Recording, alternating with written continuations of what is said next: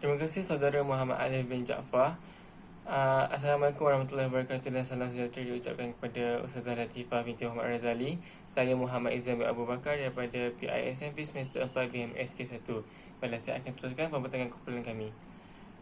Seperti mana yang saudara Alif telah nyatakan, kami mendapat tajuk sistem politik. Jadi apa yang saya akan huraikan dalam pembentangan bahagian saya adalah definisi politik dalam Islam dan khalifah, cara untuk memilih khalifah dan juga ahlul halli wal aqdi. Okey, yang pertama adalah definisi politik dalam Islam dan khalifah. Politik daripada segi bahasa adalah siasah yang berasal daripada perkataan Arab iaitu perkataan sasa, yasusu dan siasatan yang bermakna mengurus kepentingan seseorang. Jadi daripada segi bahasa, politik ataupun siasat ini merupakan satu perkara yang bermakna untuk mengurus hal peribadi seseorang. Seterusnya, menurut Islam juga, politik ini adalah ilmu pemerintahan atau ilmu siasah, iaitu ilmu tata negara. Apa yang saya faham adalah ilmu yang politik ini adalah satu ilmu yang berkaitan dengan negara, tentang pemerintahan dalam negara tersebut. Baiklah, menurut Islam juga, politik Islam berbeza dengan politik manusia, di mana politik Islam menjerumus kepada kegiatan ummah, kepada usaha untuk melaksanakan syariat Allah melalui sistem kenegaraan dan pemerintahan. Hal ini bermakna Islam menggunakan politik ini sebagai satu usaha untuk menjalankan apa yang Allah tetapkan, iaitu syariat Allah melalui sistem yang wujud dalam negara dan pemerintahan yang ada dalam negara kita. Walau bagaimanapun, perkataan siasah tidak disebut secara terus dalam Al-Quran, tetapi maksudnya termasuk dalam perkara yang dinaskan secara nyata. Para ulama' mengenaskan bahawa perkataan siasah termasuk dalam perkataan khalifah yang dinyatakan dalam surah Al-Baqarah ayat 30. A'udzubillahi minasyaitonirrajim. Wa idz qala rabbuka lil malaikati inni ja'ilun fil ardi khalifah qalu ataj'alu fiha man yufsidu fiha wa yasfiku ad-dima' wa nahnu nusabbihu bihamdika wa tuqaddisu lak qala inni a'lamu ma la ta'lamun, yang bermaksud, dan ingatlah ketika Tuhanmu berfirman kepada para malaikat, aku hendak menjadikan khalifah di bumi. Mereka berkata, apakah engkau hendak menjadikan orang yang merusak dan menumpahkan darah di sana, sedangkan kami bertasbih memujimu dan menyucikan namamu. Dia berfirman, sungguh aku mengetahui apa yang tidak kamu ketahui. Surah Al-Baqarah ayat ke-30. Apa yang dinyatakan dalam firman Allah ayat ke-30 surah Al-Baqarah tadi adalah Allah ingin mencari khalifah di muka bumi dengan melantik pengganti-pengganti kepada Rasulullah sallallahu alaihi wasallam.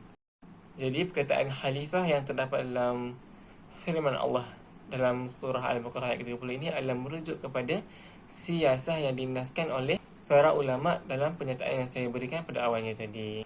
Jadi secara ringkasnya, politik adalah satu pengaturan dan pemilihan urusan-urusan umat yang dijalankan sejak daripada zaman Nabi lagi. Jadi, politik dan juga Islam tidak boleh dipisahkan sebagaimana yang dikatakan oleh ramai pihak. Pada selanjutnya kita bergerak pada topik perbincangan yang kedua, iaitu cara memilih khalifah. Berdasarkan pencarian saya mendapat 4 cara pemilihan khalifah, iaitu kaedah periringan ataupun bai'ah, wasiat khalifah terdahulu, kaedah musyawarah dan juga sejarah berdasarkan sekumpulan umat Islam. Baiklah, kita pergi kepada yang pertama, iaitu kaedah periringan ataupun bai'ah. Okey, pada tingkatan sejarah bai'ah iaitu sumpah setia, adalah satu perhatikan yang dilakukan secara persetujuan oleh orang ramai ataupun ramai pihak. Sebagaimana kita tahu sejarah Islam, Khalifah Abu Bakar As-Siddiq merupakan khalifah yang terpilih menjadi pengganti Rasulullah SAW melalui kaedah perundingan. Baiklah, apa yang berlaku adalah apabila kewafatan Nabi Muhammad SAW, Abu Bakar dan bersama 2 orang daripada kaum Muhajirin bergerak ke kawasan Saqifah Bani Sa'idah, di mana beradanya golongan Ansar. Jadi berlakunya perundingan di kawasan tersebut antara 2 pihak Muhajirin dan 2 pihak Ansar, menyebabkan berlakunya pemilihan Saidina Abu Bakar As-Siddiq sebagai pengganti Rasulullah SAW, di mana Saidina Abu Bakar As-Siddiq diberikan bai'ah daripada persetujuan golongan Muhajirin dan juga persetujuan golongan Ansar yang memilih Sayyidina Abu Bakar untuk menggantikan tempat Rasulullah SAW sebagai khalifah pada masa itu. Tambah lagi, kaedah perundingan ini memerlukan persetujuan pihak-pihak tertentu yang memberikan bai'ah kepada seseorang yang dipilih, iaitu pengganti kepada khalifah buat masa tersebut. Cara pemilihan yang kedua adalah wasiat khalifah yang terdahulu. Wasiat khalifah terdahulu ini adalah kaedah pemilihan yang dicadangkan oleh Islam.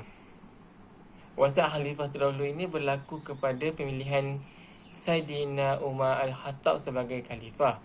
Baiklah, apa yang berlaku adalah apabila Saidina Abu Bakar As-Siddiq berada dalam keadaan yang tenat, hampir wafat, Saidina Abu Bakar memanggil beberapa orang sahabatnya untuk berbincang tentang pengganti khalifah yang seterusnya, dan Saidina Uthman bin Affan mencadangkan nama Umar kepada Saidina Abu Bakar As-Siddiq. Jadi tanpa ragu-ragu, dengan mengetahui sikap sebenar dan mengetahui kemampuan Saidina Umar Al-Khattab, Saidina Abu Bakar As-Siddiq bersetuju dengan pilihan yang dinyatakan oleh Saidina Uthman bin Affan dan bertanya kepada beberapa orang sahabat yang lain. Hasil persetujuan sebulat suara daripada ahli syura dan juga wasiat yang diberikan oleh Saidina Abu Bakar As-Siddiq, bai'ah diberikan kepada Saidina Umar sebagai pengganti khalifah yang seterusnya. Cara pemilihan khalifah yang ketiga adalah melalui kaedah musyawarah. Kaedah musyawarah adalah kaedah perbincangan antara beberapa pihak. Kaedah musyawarah yang dinyatakan adalah pemilihan dan pelantikan khalifah melalui majlis pelantikan khalifah. Pada zaman pemerintahan Sayyidina Umar Al-Khattab, Sayyidina Umar Al-Khattab telah menubuhkan satu majlis pelantikan khalifah yang juga disebut sebagai Ahlul Halli wal Aqdi, yang diketuai oleh Sayyidina Uthman bin Affan. Penubuhan majlis pelantikan khalifah atau Ahlul Halli wal Aqdi ini adalah untuk memudahkan urusan pemilihan dan pelantikan khalifah yang akan menggantikan khalifah semasa. Jabatan kuasa ini berfungsi atau berperanan sebagai jawatan kuasa yang akan menerima ramah setiap calon khalifah dan mendapatkan pandangan masyarakat Madinah sebelum membuat keputusan. Dalam kaedah musyawarah ini, Saidina Uthman bin Affan dilantik dan dibai'ah berdasarkan kelayakan dimiliki oleh Saidina Uthman bin Affan. Jadi Saidina Uthman bin Affan dipilih sebagai khalifah melalui kaedah musyawarah ataupun kaedah perbincangan yang diketuai oleh dirinya sendiri. Pemilihan khalifah berdasarkan kaedah musyawarah yang dilakukan oleh Ahlul Halli wal Aqdi adalah satu kaedah yang meneliti kelayakan dan juga meneliti ciri-ciri yang melayakkan seseorang itu menjadi khalifah yang menggantikan khalifah semasa. Cara pemilihan khalifah yang keempat adalah melalui secara desakan sekumpulan umat Islam. Cara yang terakhir ini adalah secara desakan sekumpulan umat Islam dilakukan semasa pemilihan atau pelantikan Sayyidina Ali bin Abi Talib. Apa yang berlaku ketika ini adalah berlakunya pembunuhan kepada Sayyidina Uthman bin Affan yang mendesak Sayyidina Ali dibai'ah secara paksa ataupun secara paksa rela untuk menjadi khalifah pada ketika itu. Kaedah pemilihan khalifah secara desakan sekumpulan umat Islam ini wajar dilakukan kerana keadaan negara ketika itu adalah tidak stabil, di mana berlakunya perselisihan faham dan berlakunya pergaduhan. Pada ketika ini, apabila keadaan negara Madinah tidak stabil, memerlukan seorang pemimpin yang tegas dan berwibawa untuk mengembalikan keamanan dan perpaduan ummah. Jadi pelantikan Sayyidina Ali bin Abi Talib ini menjadi satu pelantikan yang ditentang dan juga disokong. Walau bagaimanapun, ramai pihak yang menyokong pelantikan Sayyidina Ali sebagai khalifah ketika itu. Hal ini demikian kerana pelantikan Sayyidina Ali bin Abi Talib sebagai khalifah memenuhi kriteria dan keadaan yang darurat ketika itu.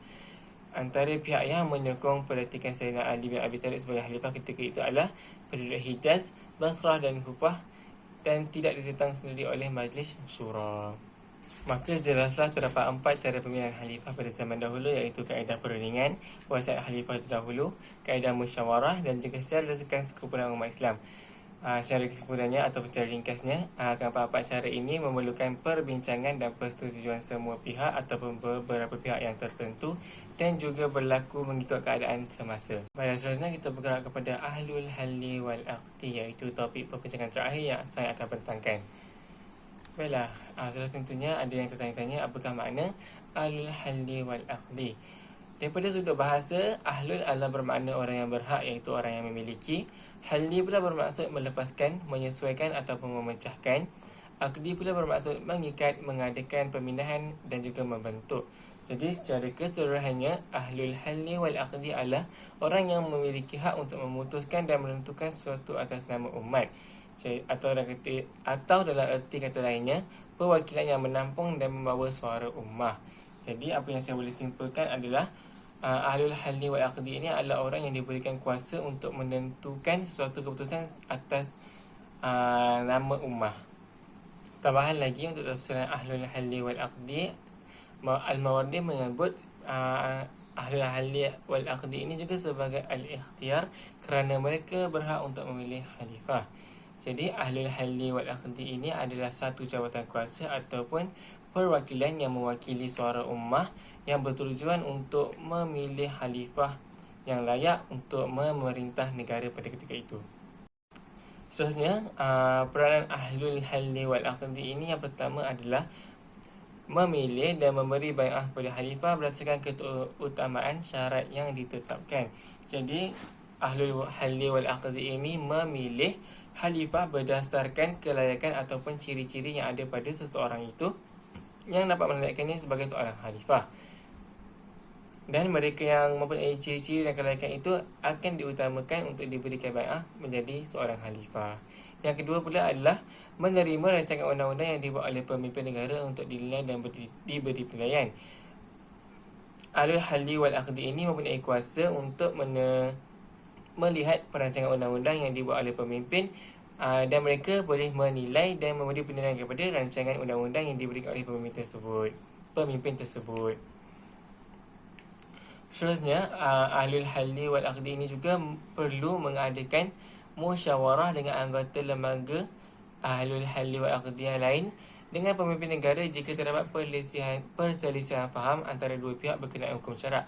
Jadi sekiranya terdapat pihak yang mempunyai perselisihan faham yang menyebabkan pergaduhan, Ahlul Halli wal Aqdi ini memainkan peranan untuk menyelesaikan perselisihan faham antara mereka, kerana mereka adalah orang yang berhak untuk menentukan sesuatu keputusan untuk masyarakat ataupun ummah.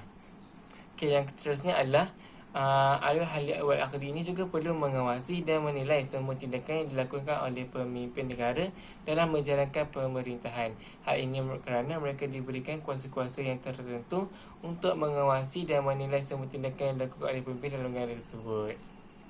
Seterusnya, Ahlul Halli wal Aqdi ini juga berhak memberikan maklumat kepada pemimpin negara untuk bertindak, iaitu daripada segi untuk menegur dan juga memerhatikan pegawai pemerintahan kerana sikap yang tidak bersesuaian.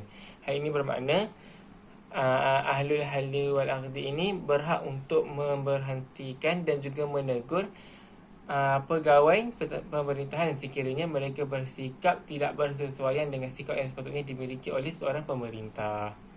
Yang terakhir adalah mereka juga perlu memberikan nasihat kepada pemimpin negara dalam pelbagai masalah politikal yang wujud semasa pemerintahan. Sebagai contohnya, masalah dalam pendidikan, masalah dalam kesihatan dan juga ekonomi. Jadi, Ahlul Halli wal Aqdi ini bukan sahaja mempunyai kuasa untuk memilih dan memberikan bai'ah kepada khalifah, tetapi juga mempunyai kuasa dalam menentukan undang-undang dan juga memperhatikan pemerintah negara pada ketika itu. Jadi, berdasarkan 3 topik yang saya perhatikan ataupun yang saya bincangkan, saya mendapati bahawa politik dalam Islam merupakan politik yang sangat berteraskan agama dan mementingkan perbincangan ataupun musyawarah dalam antara pihak-pihak yang mempunyai kuasa. Jadi, politik dalam Islam merupakan satu politik yang sangat adil dan politik yang utamakan suara ummah dan membawakan suara ummah sebagaimana peranan Ahlul Halli wal Aqdi, iaitu menyuarakan pendapat ataupun suara umat-umat Islam yang lain. Jadi pada pendapat saya, Politik dan Islam tidak boleh dipisahkan, tetapi perlu dimanfaatkan secara berkualiti dan bermanfaat supaya politik dalam negara kita juga menjadi politik Islam yang boleh menjadikan negara kita negara yang maju dan juga negara yang lebih memanfaatkan sumber politik Islam sebagai sumber panduan negara. Jadi seterusnya saya menyerahkan pertanyaan kepada Nur Anis Izzati.